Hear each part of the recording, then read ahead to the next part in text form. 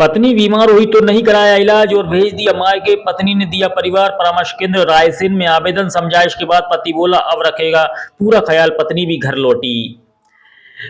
घर में कोई झगड़ा विवाद हो या पत्नी बीमार हो जाए तो पति अपने सारे ससुर को बुलाकर उसे मायके भेज देता। बार बार की इन हरकतों से परेशान होकर पत्नी ने उसके साथ रहने से ही मना कर दिया था, लेकिन परिवार परामर्श केंद्र रायसेन में मामला आने पर पति को सख्ती से समझाइश दी गई तो पति ने उसका सब तरह से ख्याल रखने का वादा किया। इसके बाद पत्नी ने भी उसके साथ रहने को राजी हो गई। परिवार परामर्श केंद्र में पत्नी ने आवेदन देकर बताया था कि उसका पति उसे बहुत परेशान करता है, बात बात पर उसे घर से भगा देता है। जब वह बहुत बीमार हुई तब भी उसे मायके भेज दिया। मायके वालों ने ही उसका इलाज कराया।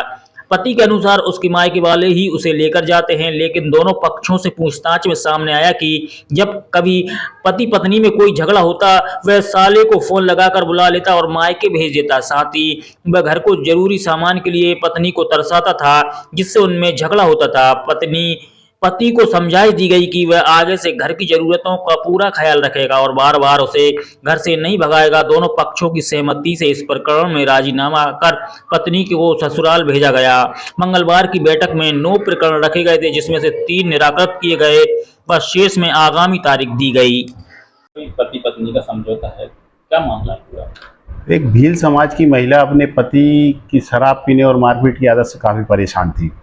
वो इतनी त्रस्त आ गई थी कि पहले तो उसने साफ मना कर दिया कि अब मैं पति के साथ नहीं जाऊंगी, लेकिन उसके समझाया, उसके पति को भी सख्ती से हिदायत दी कि आइंदा वो ऐसा ना करे, उसका ख्याल रखे, उसकी ज़रूरतें पूरी करे।